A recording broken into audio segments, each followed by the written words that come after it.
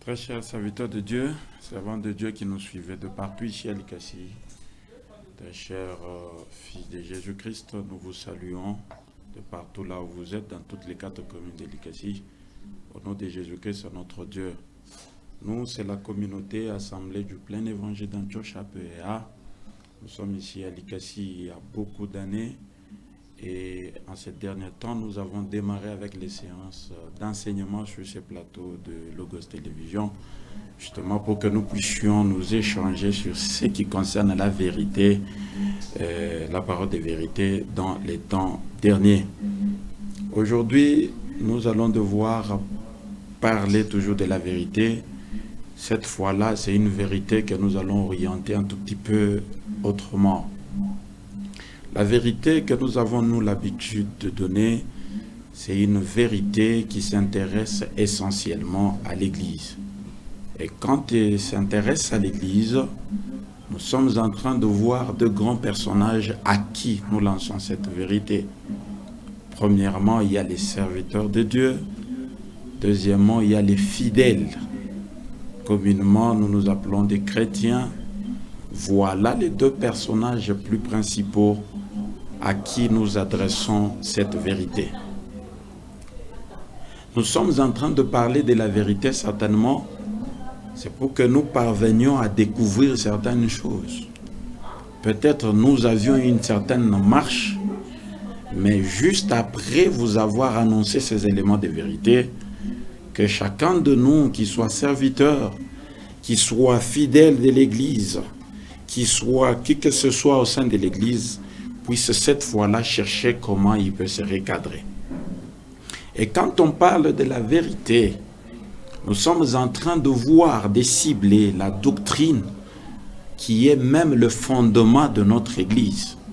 Parce que l'Église n'est pas là dans un sens vain, mais l'Église se base sur quelque chose. Et la chose sur laquelle l'Église se base, c'est ça même la doctrine. Or, la doctrine dont nous parlons, aujourd'hui, elle est empiétée par plusieurs irrégularités. Et voilà la raison pour laquelle nous descendons. C'est justement pour que nous venions mettre les choses en place. Quand nous parlons de la doctrine, pour ceux qui n'ont pas été informés, je m'en excuse, ne me tenez pas rigueur, nous sommes en train principalement de chercher comment émettre de la vérité sur la doctrine juive ainsi que la doctrine de Jésus-Christ, que moi j'appelle la doctrine de Jésus-Christ. Mais plus généralement, nous parlons du christianisme. Comment est-ce que nous pouvons parvenir à mettre la différence entre les deux? Parce que nous pouvons nous appeler Église, mais nous ne savons pas ce que nous sommes en train de chercher. Nous pouvons nous appeler Église, mais nous ne savons pas ce que nous sommes en train de faire. Nous pouvons être là tout en appliquant les éléments attachés à une doctrine sans les savoir. Mais d'un côté, nous pouvons commencer à dire que nous les faisons bien, pendant que nous nous sommes perdus il y a bien longtemps. Aujourd'hui, nous voulons mettre la différence sur les 2 doctrines. La doctrine juive, c'est que nous appelons le judaïsme, même si le temps, nous n'en avons pas assez, mais nous allons essayer un tout petit peu de donner les résumés superficiels qui sera, mais qui parviennent quand même à nous mettre d'accord sur certains points. Si nous lisons les livres d'Actes des Apôtres, chapitre 18, versets 4 à 6, nous allons lire tous, Actes des Apôtres, chapitre 18, versets 4 à 6. Nous lisons au nom de Jésus-Christ. Paul discourait dans la synagogue chaque sabbat et il persuadait des Juifs et des Grecs. Mais quand Silas et Timothée furent arrivés de la Macédoine, il se donna tout entier à la parole, attestant aux Juifs que Jésus-Christ était Christ. Les Juifs faisant alors de l'opposition, et se livrant à des injures, Paul secoua ses vêtements et leur dit que votre sang retombe sur votre tête. J'en suis pur, dès maintenant j'irai vers les païens. Ce qui nous attire en ce livre, c'est justement comment est-ce que Paul était en train de parler de l'évangile de Jésus-Christ. Mais il se peut qu'il y avait quelques juifs qui étaient en train de s'opposer à cet évangile. Est-ce qu'on s'excuse? Qui étaient en train de s'opposer à cet évangile. Si vous suivez très bien, Paul cherchait par tout le moyen comment faire comprendre aux Juifs que Jésus-Christ, c'était lui le Messie. Mais l'évangile qu'il leur apportait, plusieurs, la majorité n'était pas d'accord. Voilà pourquoi il y avait diverses oppositions. Eux ne voulaient pas qu'on leur parle de Christ. Pourquoi? Parce que dans le judaïsme, jusqu'à aujourd'hui, Christ n'est pas encore né. Christ n'est pas encore descendu. Et Christ n'est pas encore mort, même pas ressuscité. Pour eux, Christ, ce n'était pas celui-là. Ils sont jusqu'à nos jours en train d'attendre la venue de notre Christ, la venue de notre Messie. Ils savent qu'il viendra, mais ce n'est pas celui-là. C'est lui que moi et toi croyons aujourd'hui. C'est pourquoi juste après son départ Christ, les apôtres qui sont restés pour parler de sa parole, on ne le recevait pas facilement. Il y avait toujours des oppositions. Voilà le judaïsme. Le christianisme, c'est accepter Christ. Nous l'acceptons, nous, contrairement à eux. Nous acceptons Christ et tout ce que nous sommes censés faire sera conforme à la doctrine de Christ. Mais eux, les Juifs, avec leur doctrine juive, eux n'acceptent pas Christ. Ils n'acceptent pas. Tout ce que Christ nous a laissé comme préceptes fondamentaux, ils ne peuvent pas en accepter. Moi, je peux en déduire, permettez-le-moi, par mes analyses, qui sont des antichrists. Si tu ne reçois pas Christ, automatiquement tu es un antichrist. Si tu ne reconnais pas sa naissance au milieu de vous, tu ne reconnais pas sa mort, ses efforts au milieu de vous, quand est-ce que tu reconnaîtras ses efforts fournis pourvu que vous obteniez le salut? Ils ne reconnaissent pas le salut venant de lui. C'est pourquoi, chez eux, les Juifs, jusqu'à aujourd'hui, c'est toujours les 5 livres du Pentateuque. Nous avons la Genèse, l'Exode, nous avons les livres de Lévitique, le Nombre, nous avons les Deutéronomes. C'est seulement les 5 livres, plus les livres prophétiques, plus aussi les livres poétiques. Voilà ce qui font les fondements de leur doctrine. Dans les livres saints, il est écrit. Dans les livres saints, il est écrit. Et ne peuvent plus jamais accepter Christ avec tout ce qu'il a fait, parce que eux mettent toute leur confiance dans les livres saints, surtout la loi mosaïque. Ils n'espèrent pas la loi messianique. Et si nous avançons toujours en ce livre, nous allons lire toujours en 18, 12 au 13. Du temps que Galion était proconsul de l'Achaïe, les Juifs se soulevèrent unanimement contre Paul. Ils se soulevèrent unanimement contre Paul. À l'unanimité, ils s'étaient soulevés contre Paul. Ça veut dire à l'unanimité. Ils se sont soulevés contre la doctrine que Paul était en train de donner. Et le menèrent devant les tribunaux. 13, en disant, cet homme excite les gens à servir Dieu d'une manière contraire à la loi. Cet homme de Paul, il est en train d'exciter les Juifs, d'exciter la majorité à servir Dieu. Eux connaissent Dieu. Ils connaissent Dieu comme nous. Mais là où il y a de la différence entre nous et eux, c'est le fait de ne pas reconnaître Jésus-Christ. C'est ça la différence. Nous pouvons avoir certains points homothétiques avec eux, mais il n'y a qu'un seul qui met la différence entre nous et eux, c'est Jésus-Christ. Ils traduisent Paul unanimement devant les tribunaux, disant que celui-ci, avec cause, que celui-ci, c'est quelqu'un qui est en train de pousser la majorité à servir Dieu d'une manière contraire à la loi. Eux, c'est la loi. Nous, c'est pas la loi. Voilà la différence. Et quand nous sommes en train de parler de la doctrine, parce qu'il y a beaucoup d'effets qui font la différence entre les deux doctrines, il y en a beaucoup. Mais celui qui nous intéresse ici, c'est le Christ. Accepter sa naissance, accepter ses efforts sur la croix, accepter sa mort pour acquérir notre salut. C'est ce qui nous intéresse. Chez eux, ça ne les intéresse pas. À partir déjà de ça, quelqu'un ou chacun de nous peut déjà savoir comment se situer.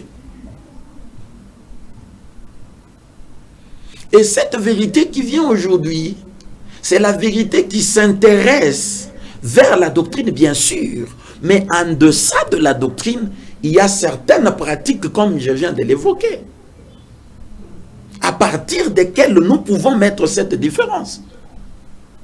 Les pratiques que nous sommes en train de faire. Il y a les pratiques qui sont accolées purement à la doctrine juive. Il y en a d'autres qui sont accolées purement au christianisme.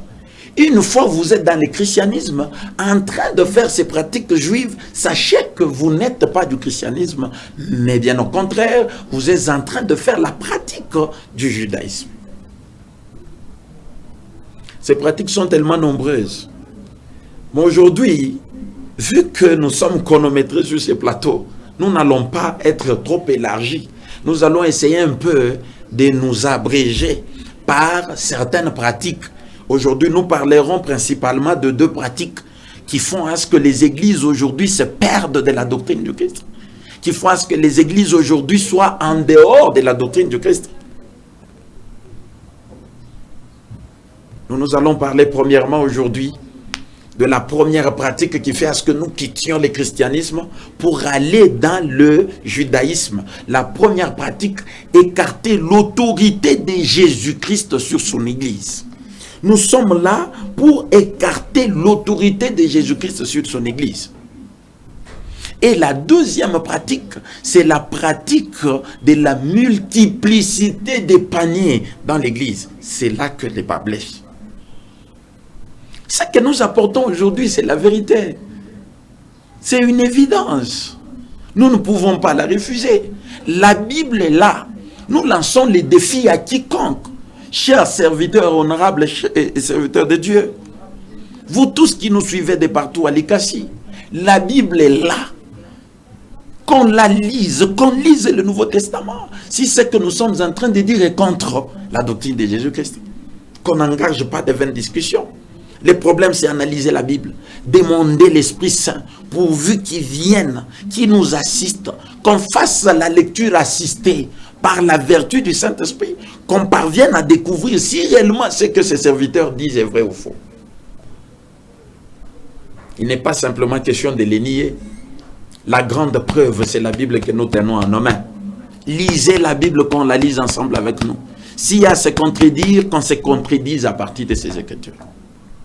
Parce que la vérité, selon Jean-Marie Bigard, s'il faut que je me souvienne bien, lui, il a cité un certain philosophe allemand, Arthur Schopenhauer, si je ne m'abuse pas.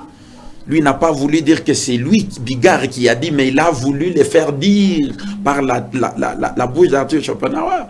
Il dit que la vérité, avant qu'elle soit acceptée, elle passe toujours principalement par trois étapes. D'abord, elle est dénigrée.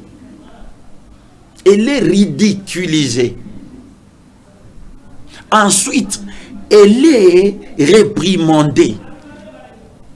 Ça veut dire elle est combattue violemment. Et après, elle sera mise en évidence pour être ensuite acceptée. Voilà les trois étapes. Celui qui donne la vérité doit savoir qu'il ne fait pas la moindre des choses ou la légère des choses. Parce que les gens sont déjà habitués à accrocher à quelque chose. Ils ont déjà certaines accoutumances. Mais quand vous apportez la vérité, c'est pour cette fois-là leur dire les vrais chemins. Eux voudront maintenant vous taxer comme ceux-là qui viennent leur détruire. Par contre, c'est vous qui amenez la construction véritable. Nous serons dénigrés. Nous serons opposés violemment. Au prix même de notre vie. Mais ce que je peux vous dire en ouvrant une parenthèse, ne nous combattez pas. C'est moi qui ai accepté cette vérité pour que nous cheminions. Pour que les jours de la fin du monde, que Christ lui-même vienne nous prendre. La Bible est là. Au lieu de combattre cette vérité, il faut la joindre. Au lieu à votre quotidien, au lieu de combattre cette vérité, joignez-vous à nous pour que nous parlions la vérité. La vérité, pour être reçue par vous, ce ne sera pas moindre. C'est une chose très difficile. Il faut qu'elle passe par ces 3 étapes.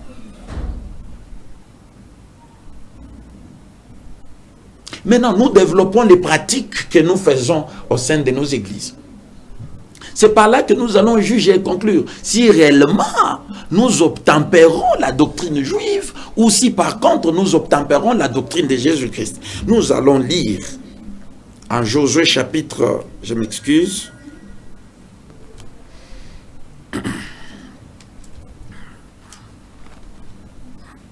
nous lisons les livres d'Éphésiens chapitre 5, 23. Excusez-moi, Éphésiens chapitre 5, 23. Écartez l'autorité de Jésus-Christ sur l'Église. Écartez l'autorité de Jésus-Christ sur l'Église. Nous parlons la vérité. Nous n'allons pas la laisser. Nous sommes comme les 12 espions. Nous sommes comme Caleb et Josué. Quand ils avaient été envoyés pour espionner, ils n'étaient qu'à 2 pour venir dire la vérité devant l'assemblée. Mais les 2 autres ont dit autre chose devant l'assemblée. C'est pourquoi ça coûtera en Josué chapitre, si je ne m'abuse pas, 14, versets 11 à 12 et 7 à 8 si nous lisons là-bas. Ils étaient nombreux. On leur avait envoyé. Après, ça a coûté la bénédiction. La possession de la montagne par Caleb. Parce qu'il avait dit la vérité. Nous aussi aujourd'hui, nous devons dire la vérité. Lisons d'abord Éphésiens chapitre 5, verset... Éphésiens chapitre 5, vous qui lisez ensemble avec moi, on peut lire.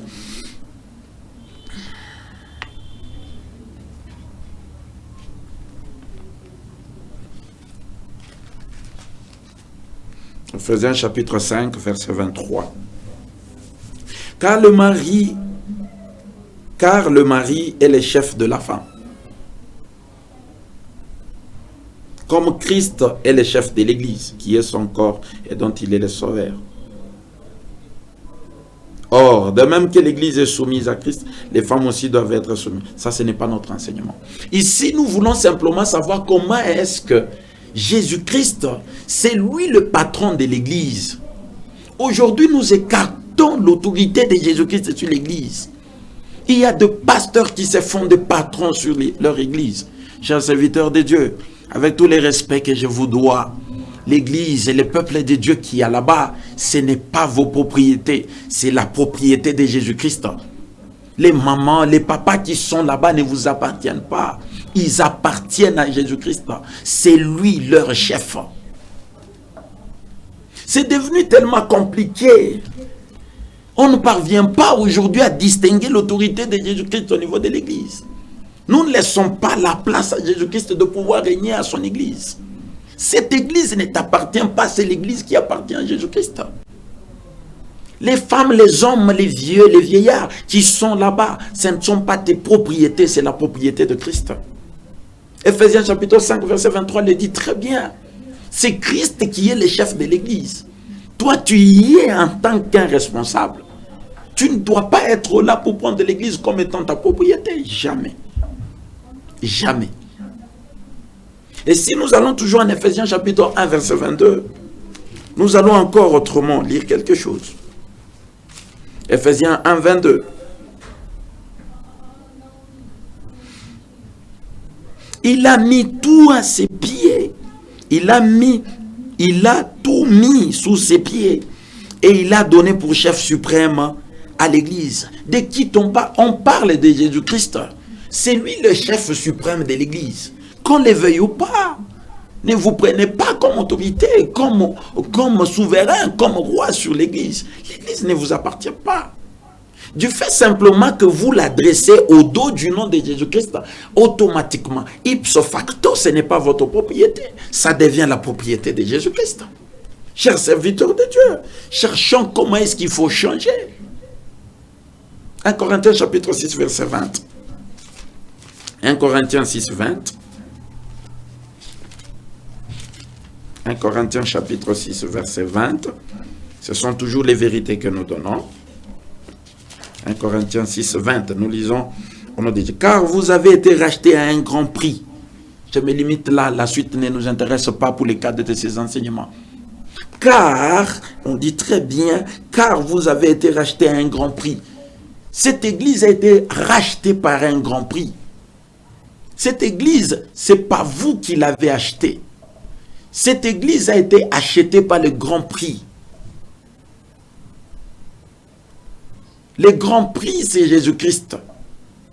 Il a versé son sang pour l'acheter. Ce n'est pas votre propriété. C'est la propriété de Dieu.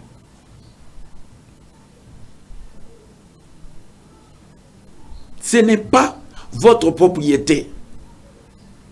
C'est la propriété de Jésus-Christ. Il a acheté à un très grand prix. Vous n'avez pas versé votre sang pour l'Église. C'est Jésus-Christ qui a versé son sang pour l'Église.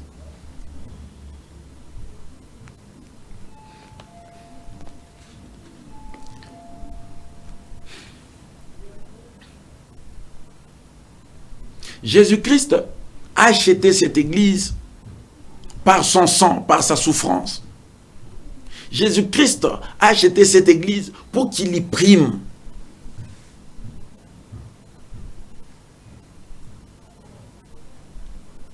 Ce n'est pas vous qui devez gérer l'église, qui devez vous proclamer autorité sur l'église. Ce n'est pas vous qui devez normalement être là comme roi de l'église. Le roi de l'église existe. La pratique qui consiste à mettre dans l'oubliette l'autorité de Jésus-Christ sur sa propre église. La pratique qui consiste à mettre l'autorité de Jésus-Christ de côté sur son église.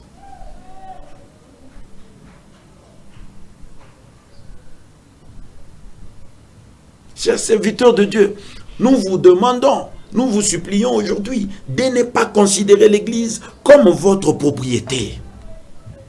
Si nous lisons en Luc chapitre 20, verset 46.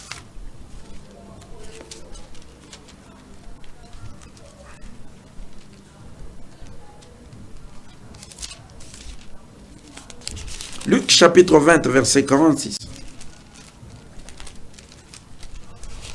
C'est pas... Luc chapitre 20, verset 46. Gardez-vous des scribes qui aiment à se promener en robe longue et à être salués dans les places publiques, qui recherchent le premier siège dans les synagogues et les premières places dans les festins. On est en train de parler de nous, bien sûr.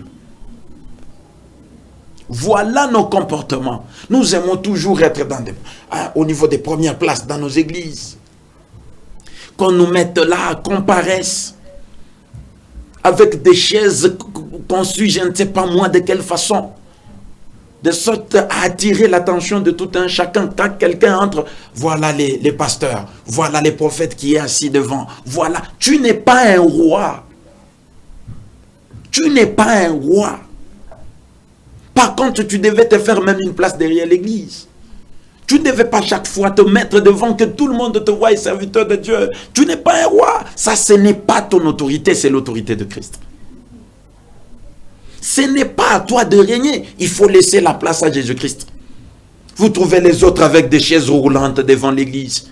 Un pasteur qui est là, un prophète, un docteur, un évangéliste. Chers serviteurs de Dieu, ça, ce n'est pas les comportements dignes de vous. Ça, ce n'est pas les comportements dignes de vous. Si nous allons en Luc chapitre 22, 25 à 26, nous allons lire pour comprendre une chose. Jésus leur dit, les rois des nations les maîtrisent, et ceux qui les dominent sont appelés bienfaiteurs. Qu'il n'en soit pas de même pour vous, mais que les plus grands parmi vous soient comme les plus petits, et celui qui gouverne comme celui qui sert. C'est la leçon qui nous manque, nous serviteurs de Dieu. Pourquoi on oublie que nous sommes des serviteurs? Pourquoi nous voulons nous comporter comme des autorités? L'autre qui est à la maison, il est bien assis. Là, quand les gens entrent, il prend même sa jambe, il met sur l'autre. Il n'a aucune estime, aucun respect pour la personne qui vient devant lui. Petite soit-elle en âge, il n'a aucun respect. Un serviteur de Dieu, tu dois montrer de l'estime. Même à un petit enfant, lève-toi, donne-lui de l'estime. Tu es son serviteur, tu dois les saluer. Il attend que vous veniez les saluer. D'autres à l'église, il est là, que les gens viennent, ils s'agenouillent. Tout ça, c'est quoi, chers serviteurs de Dieu? Les autres parviennent même à se faire garder par les militaires. Un serviteur de Dieu, tu deviens aujourd'hui une autorité. Ah. Tu deviens aujourd'hui une autorité. À la maison, ça se comprend. Les militaires à la maison, oui, ça c'est admissible. Mais tu marches avec des militaires. Cette fois-là, la main est coupée. Tu ne sais pas encore ouvrir la portière du véhicule. On te l'ouvre cette fois-là. Toi, tu n'as pas encore de pain. Que ça ne soit pas de même pour vous. Jésus-Christ est en train de le dire. On vient là, il y a même un détachement pour certains. On vient, on te fait des honneurs. Ça, c'est réservé pour les autorités. La domination, nous devons la laisser pour ces autorités. Ce sont elles qui doivent nous dominer. Ce n'est pas pour vous, chers serviteurs de Dieu. Ce n'est pas pour vous. Ce n'est pas pour vous. Ça, c'est la part des serviteurs. Parce que nous avons dit, nous allons nous intéresser aux serviteurs et aux fidèles. La part des fidèles aussi. La gloire revient à Jésus-Christ seul. La gloire, ce n'est pas à ton pasteur, ce n'est pas à ton prophète, ce n'est pas à ton docteur, ce n'est pas à ton évangéliste. C'est lui qui a ton... La gloire revient à Jésus-Christ seul. C'est lui que nous devons adorer. Vous trouvez les autres avec des polos, où figurent les visages de leurs prophètes, de leurs docteurs, de leurs pasteurs. C'est quoi ça? Nous allons où?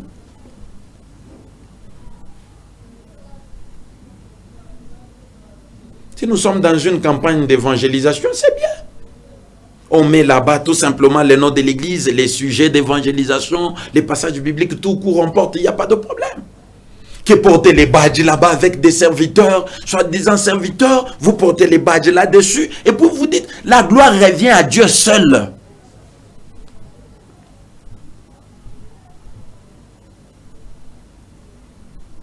La gloire n'est pas exclusive pour les prophètes, pour les docteurs, pour l'évangéliste, pour les pasteurs de l'église, pour l'ancien, le diacre, les serviteurs. Non, la gloire revient à Jésus-Christ.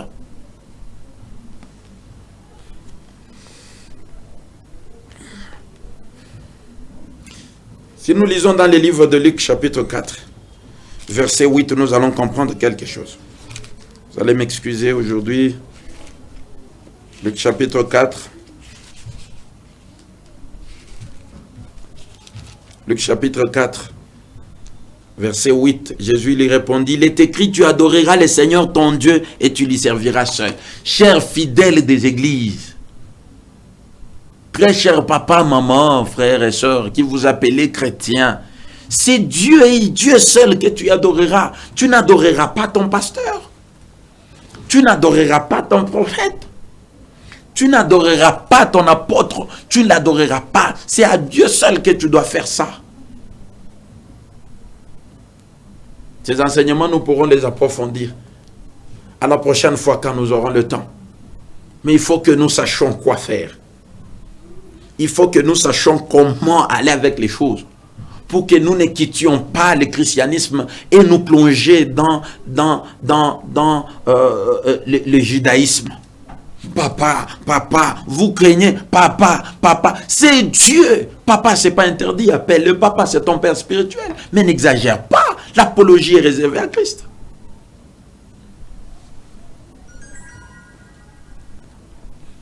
La deuxième catégorie des pratiques que nous allons devoir, sur lesquelles nous allons devoir parler ce soir, c'est les entreprises et les marchés au sein de l'Église. Les entreprises et les marchés au sein de l'Église de Jésus-Christ. Aujourd'hui, les églises de Jésus-Christ se sont transformées dans des entreprises de certains. Les églises de Jésus-Christ se sont transformées dans des marchés comme des marchés de quelqu'un. Comme je viens à peine de le dire, si l'église est inscrite sous ou sur les dos du nom de Jésus-Christ, cette église est exclusivement réservée comme étant la propriété de Jésus-Christ. Ce n'est pas pour vous, ce n'est pas votre entreprise, ce n'est pas votre marché. Si nous lisons en Matthieu chapitre 21, versets 12 ou 13, si je ne m'abuse pas. Matthieu 21, 12 à 13. 21, 12 à 13. Jésus entra dans le temple de Dieu. Dans le temple de Dieu. Soulignez, Jésus entra dans le temple de Dieu. Il chassa tous ceux qui vendaient et qui achetaient dans les temples.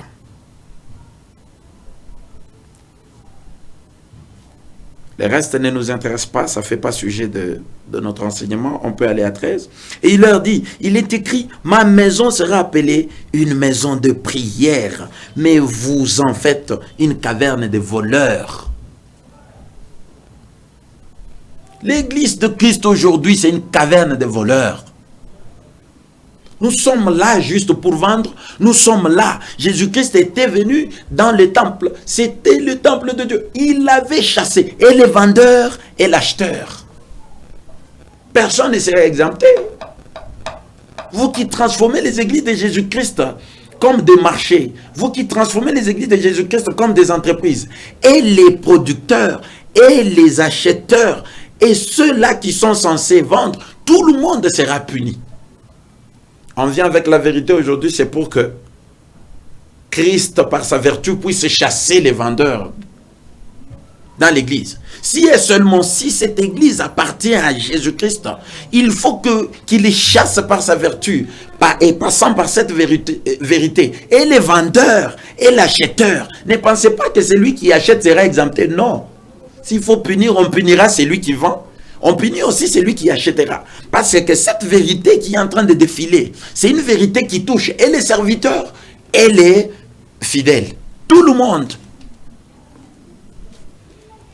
Et quand il viendra le moment de pouvoir punir, et celui qui a vendu et celui qui a acheté, tous deux doivent être punis parce qu'ils sont partis à l'envers de la doctrine de Jésus-Christ. Après les avoir chassés, il y a eu des tumultes au milieu des anciens, des grands sacrificateurs, tout ça. C'est ce qui peut se faire aujourd'hui. Celui qui vient, il parle la vérité. Il y aura toujours des histoires. Je l'ai dit tantôt par les philosophes.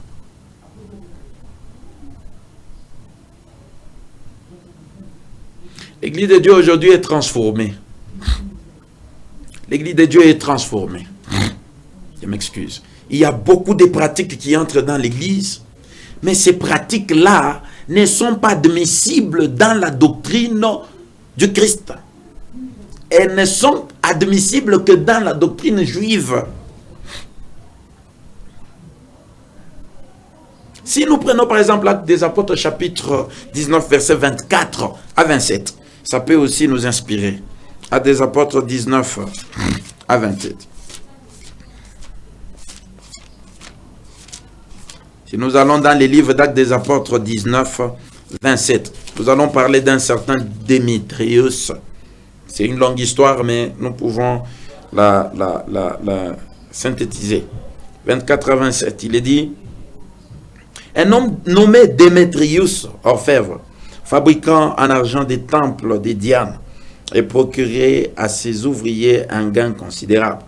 Il les rassembla avec ceux du même métier, et dit, ô homme, vous savez que notre bien-être dépend de cette industrie. Et vous voyez et entendez que, non seulement à Éphèse, mais dans presque toute l'Asie, c'est Paul a persuadé de tourner une foule de gens en disant que les dieux faits de mains d'hommes ne sont pas des dieux. Les dangers qui en résultent, ce n'est pas seulement que notre industrie ne tombe en discrédit, c'est encore que les temples de la grande déesse Diane ne soient tenus pour rien, et même que la majesté. Voilà. Nous venons de le dire, quand nous avons lu 18, 12 à 13, que ce Paul est en train d'enseigner à la majorité de servir Dieu contrairement à la loi. Voilà. Quand il était parti dans la partie de l'Asie, en Éphèse précisément, il y avait un nommé Démétrius, c'était un orfèvre. Son travail, c'était tout simplement fabriquer les statues qu'on pouvait adorer comme des dieux, comme des déesses, s'il faut le dire. C'était ça le travail. Il n'était pas seul. Il était en compagnie des autres entreprises du genre qui étaient là pour fabriquer des statues. Et il se faisait beaucoup d'intérêt. Quand Paul maintenant était venu avec l'évangile de Christ pour dire que ça, ce ne sont pas des sauveurs. Les statues ne peuvent pas nous sauver. Les statues ici ne sont pas des dieux ou des déesses, s'il faut le dire. Quand Démétrius a entendu ça, il a convoqué les autres, il a dit, voilà ce qu'il est en train d'enseigner. Il enseigne, il apprend aux Éphésiens et à toute l'Asie comment est-ce que les statues ici ne sont pas des dieux. Vous voyez, notre entreprise va tomber. Notre entreprise va tomber. Nous n'aurons pas encore de bénéfices. Il vient de détruire notre entreprise. Nous n'aurons pas de bénéfices. C'est fini. Il faut chercher par tout moyen comment l'étouffer. Aujourd'hui, nous commençons à trouver les choses comme normales. Les temps, nous n'en avons pas assez, c'est chronométré, il faut qu'on les respecte. Nous trouvons tout normal. Nous trouvons tout aujourd'hui normal. Il y a des gens qui paient de la dîme. Quand vous allez à Matthieu 23, 23, il est bien dit, vous êtes en train de payer la dîme de l'année je ne sais pas d'autres là. Vous laissez ce qui est le plus important. Christ n'a pas, il savait très bien que ce qui est le plus important, ce n'est pas la dîme. La dîme n'est pas plus important. Si c'était important, Christ allait les souligner. Les prémices, vous les payez. Quand vous allez dans les livres de Lévitique, chapitre 23, 10, chapitre 23, 10 à 12, vous allez comprendre. C'était les paraboles simplement pour dire que Christ était le seul, la gerbe qui devait être agitée devant l'Éternel. Ce n'est pas ce que nous faisons aujourd'hui. En prenant les malimbous que nous amenons à l'église, c'était tout simplement de l'enseignement pour les choses à venir. Comme Christ nous a fait quitter l'image adamique, et il fallait que nous prenions l'image messianique. Voilà la nouvelle création. Qu'il meure Christ seul, qu'il soit enterré à sa résurrection. Tout celui qui croira en lui, c'est ça sa récolte. Et lui sera la gerbe qui sera agitée devant l'Éternel. Le premier fruit de la nouvelle génération. Le premier ressuscité des hommes morts. Il y a beaucoup à dire. Nous pourrons encore développer ces enseignements dans les occasions qui viennent, parce que le temps est chronométré. Mais pourquoi est-ce qu'on peut continuer à donner la dîme, donner les prémices, le rachat? Tout est écrit là-dedans. Il nous a racheté, tout est écrit, il y a toute une panoplie. Si vous allez en Hébreux chapitre 9, 11 à 10, si je ne me trompe pas, vous sautez, vous allez à 15. Vous allez comprendre que le rachat, c'est Jésus-Christ lui-même. Il y a ceux-là qui demandent ça pour que Nikutosh et Mikosh, pour que je fasse ça. Seul le nom de Jésus-Christ qui sauve. Il n'y a pas un autre nom. On vend de l'huile avec toute une gamme de noms. L'huile Power King, l'huile ceci, l'huile d'onction. Le prophète était passé ici pour parler de l'huile qui avait été fabriquée par Moïse. C'est bien dit, cette huile concernait les sacrificateurs, les prophètes et les rois. C'est lui qui pourra la répandre sur une autre tête. Celui-là sera mis à mort et la personne sur qui cette huile a été répandue sera mise à mort. Aujourd'hui, on répand de l'huile là-bas, on n'en sait même pas de provenance, on accepte n'importe comment. Il y a la vente des histoires, toujours dans la doctrine de Jésus-Christ. Va chercher l'épargne, donne $100 pour que l'État y vit. C'est ça le rachat. Oh, le rachat, c'est le sang qui avait été versé à la croix de Calvaire. Nous sommes en dehors de la doctrine du Christ. Joignez-vous à nous. Venez pour qu'on lise les Écritures, pour qu'on les comprenne, qu'on les décortique, pour comprendre réellement c'est quoi la doctrine de Jésus-Christ. Il n'y a pas de rachat. Il n'y a pas de prémisse. Il n'y a pas de dîme. Moi, quand le prophète, le visionnaire de ces ministères me parlait de la dîme, je disais, il a enfin exagéré, hein? La dîme. Et quand je suis allé creuser, j'ai commencé à comprendre. Ça, je l'ai appris seul. Parce que lui, il m'avait lancé. Je suis allé maintenant faire des recherches. Et par la vertu du Saint-Esprit, j'ai compris. Tout ce que nous faisons, c'est de fausseté. Ce n'est pas mentionné. Christ, s'il fallait appuyer, il allait appuyer. Le plus important, ce n'est pas la dîme. Ça veut dire que la dîme, imaginez-vous, on vous dit, vous laissez ce qui est plus important. Ça veut dire quoi? Ça veut dire que la dîme est moins importante. Faute de temps, l'enseignement est trop long. Faute de temps, nous ne savons pas évoluer. Parce qu'il y a beaucoup de coins et recoins que nous sommes censés toucher. Mais c'est très chronométré, nous devons respecter le programme. Nous aimerions que le Saint-Esprit vous aide là où vous êtes. Qui vous aide à comprendre les Écritures et à comprendre convenablement la différence entre les deux doctrines. Notre numéro est là, couché au bas de l'écran. Toute personne qui aura besoin de nous, il peut appeler. Nous allons le recevoir. Nous sommes l'église APEA. Nous sommes la communauté APEA, Assemblée du Plein Évangile d'Antioche. Nous avons beaucoup d'églises, certaines à Lumbashi, d'autres à Kolwezi. Et ici à Likasi, nous n'avons que 3.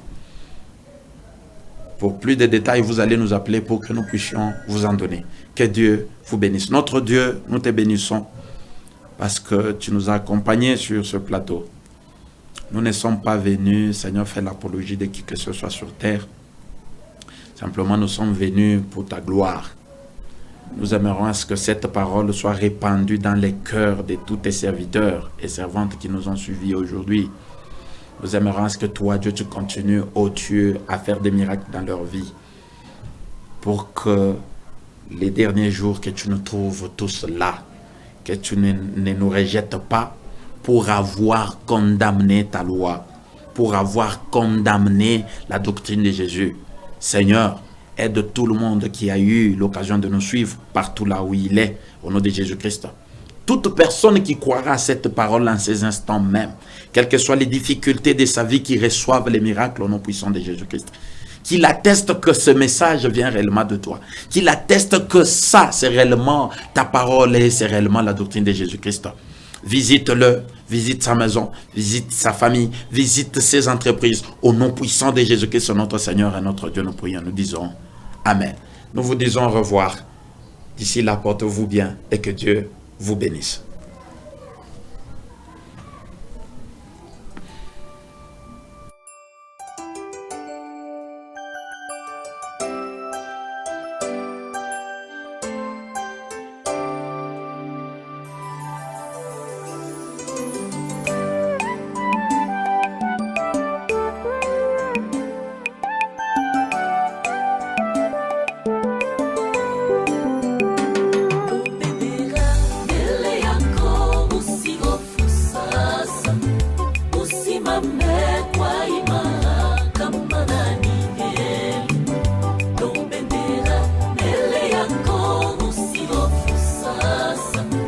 Usimame kwa imani.